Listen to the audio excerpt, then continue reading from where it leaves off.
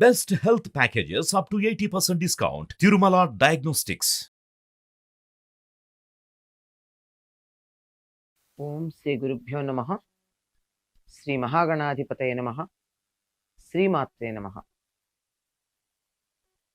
కర్కటే పూర్వఫల్గుణ్యాం తులసీకాననోద్భవాం పాండ్యే విశ్వంభరాం గోదాం వందే శ్రీరంగనాయకీం. నీళాతుంగస్తనగిరితటీ సుప్తముద్బోధ్య కృష్ణం పారార్జ్యం స్వం శృతిశతశిరసిద్ధమధ్యాపయంతి స్వోచ్ఛిష్టాయాం సృజినిగళితం యా బలాత్కృత్య భుంక్తే గోదా తస్యై నమ ఇదమిదం భూయ ఏవాస్తు భూయః. శ్రీ భూనీల సమేత గోదా రంగనాథ స్వామినే నమః. அன்றி உலகம் அளந்தாய் அடிபோத்தி சென்றங்கு தென்னிலங்கை செத்தாய் திரள் போத்தி பொன்றச்சகடமுதைத்தாய் புகழ் போத்தி கொன்று குனிலா வேந்தாய் கடல் போத்தி குன்ற குடையா வெடுத்தாய் குணம் போத்தி வென்று பகை கெடுக்கும் நின் கையில் வேல் போத்தி என்றென்றன் சேவகமே ஏத்திப்பழை கொள்வான் ఇంద్రియాం బంధోం ఇరంగేలోరెంబావాయ్. నీకు మంగళము పలుకుటకు వచ్చాము అని కదా గోదాదేవి తన చెల్లెతో పాటు వచ్చి చెప్పినటువంటి మాట. ఏం మంగళం చెప్తారు, దేనికి మంగళం చెప్తారు, ఎందుకు మంగళం చెప్తారో వివరం చెప్పుకుంటున్నారు. ఇలా కొలిచిన చరణాలకు మంగళం. ఒకప్పుడు బలి చక్రవర్తిని అనుగ్రహించటం కోసం అతడి నుండి స్వర్గాన్ని తీసుకుని ఇంద్రుడికిచ్చి ఆ కార్యక్రమం కోసం 3 అడుగులు దానం అడిగిన సందర్భంలో భూమినంతా ఒక పాదంతో కొలిచినటువంటి పాదం ఉంది. ఆ పాదానికి, దివ్య పాదాలకి నమస్కారం. భూమినంతా ఒక్క పాదంతో కొలిచినటువంటి పాదాలవి, వాటికి నమస్కారం. అలాగే శకటాసురుణ్ణి కాలితో అలా ఎగరగొట్టినటువంటి పాదం ఉంది, ఆ పాదానికి నమస్కారం. బండి చక్రం రూపంలో వచ్చి తల్లి దగ్గర పాలు తాగుతూ ఉంటే మీదకొస్తూ ఉంటే పాలు తాగుతూనే పిల్లలు కాళ్ళు చేతులు ఖాళీగా ఉండవు కదా, ఏదో పని చేస్తారు, అట్లా కాలు అలా విసిరాడు. కాలు అలా విసిరితే ఆ చక్రం కొట్టుకుని వెళ్ళి ఎక్కడో పడింది, ప్రాణం పోయింది. అలా కాలితో ఎగరగొట్టినటువంటి పాదానికి, ఆ బలిష్టమైనటువంటి ఆ పాదానికి మంగళం. లంకను కూల్చినటువంటి పాదాలకి మంగళం. ఆ లంకనంతా సమూలంగా నశింపచేశాడు. ఎలా నశింపచేశాడు? పాదమని ఎందుకు చెప్పడం?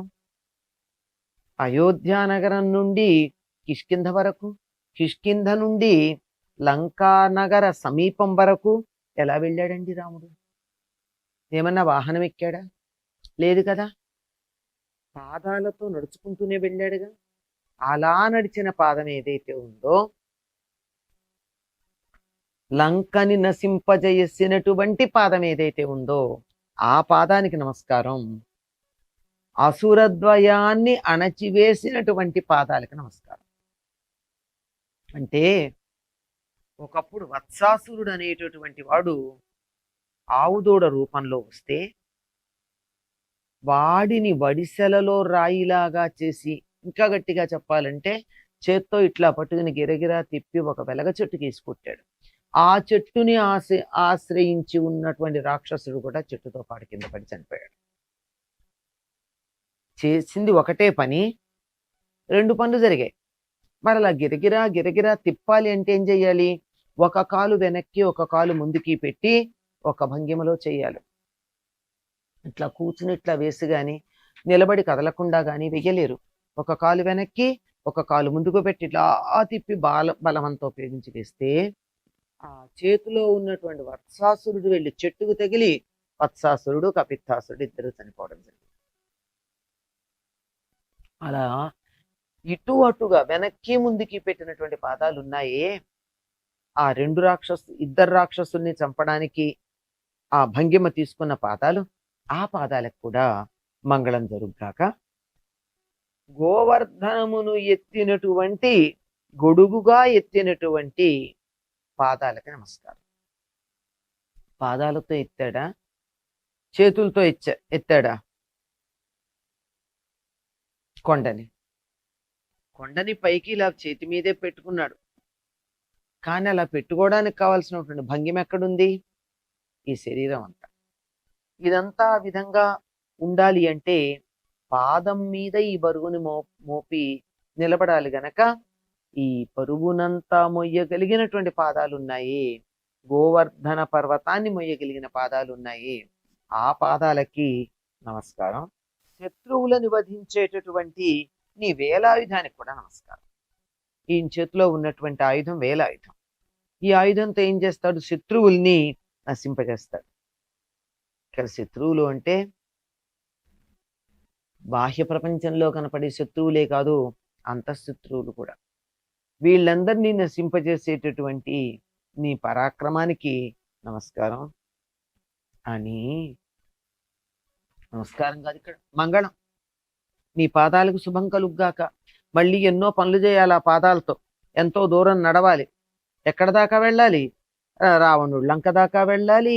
కాలు వెనక్కి ముందుకు పెట్టిలా వత్సాసురుణ్ణి బడిసెలలో రాయిలాగా వేసి కపిత్తాసురుడు ఆవేశించి ఉన్న వృక్షానికి తగిలేట్టు చెయ్యాలి. ఇవన్నీ చేయడానికి ఆధారం కాళ్ళే. కాలి మీద నిలబడితేనే ఆ బ్యాలెన్స్ ఉంది, సమతూకం, సమతౌల్యత. ఆ సమతౌల్యత ఉండి ఎంత పెద్దదైనా నిలబడగలుగుతుంది. కనుక పాదమే స్థిరంగా ఉండాలి. అటువంటి పాదం ఏదైతే ఉందో ఆ పాదం యొక్క గొప్పతనాన్ని తెలియచెప్పే నీ వీరగాథలన్నీ మేము పాడతాం. అంతమందికి తెలియజేస్తాం నువ్వెంత గొప్పవాడివో. మరి నీ వీరగాథలు తెలియజేయాలి మేము అంటే పాటలు పాడాలి కదా. పాటలు పాడాలంటే దానికి వాద్య సహకారం ఉండాలి కదా. ఈ పర అన్న ఆయుధం ఇస్తే మేము చేసే పని ఏమిటంటే ముందు దీని గురించి చెప్తాము. అందువల్ల నీ కీర్తిని తెలియజెప్తాం, నీ గుణగానాన్ని మేము చేస్తాం. ఎక్కడెక్కడి నుంచి తీసుకొచ్చారండి ఈ కథలన్నీ? వామనావతార ఘట్టం ఉంది, రామావతార ఘట్టం ఉంది, ఇంకా వరుసగా కృష్ణావతార ఘట్టం శకటాసురుడి దగ్గర నుంచి రాక్షస సంహారం అంతా చెప్పటం ఉంది. కనుక అటువంటి నీ పాదాలకి మంగళం పాడడానికి మాకు పరవసరం గనక అది తీసుకుని ఇన్ని సద్గుణాలకి కారణమైన నీ పాదాలని కీర్తించటానికి ఇక్కడికి వచ్చాము. మేము ఈ వ్రతం చేస్తే ఆ పర తీసుకుని నిన్ను కీర్తిస్తే లోకానికి మేలు కలుగుతుంది. కనుక మాకు పరని ఇవ్వు. ఇవ్వాలంటే నువ్వు ముందు బయటికి రావాలి, మాకు దర్శనం ఇవ్వాలి. ఆ పని చేయమని ప్రార్థిస్తున్నారు. స్వచ్చిష్టమాలికా బంధ గంధ బంధురజిష్ణవే విష్ణు చిత్తతనూజాయై గోదాయై నిత్యమంగళం.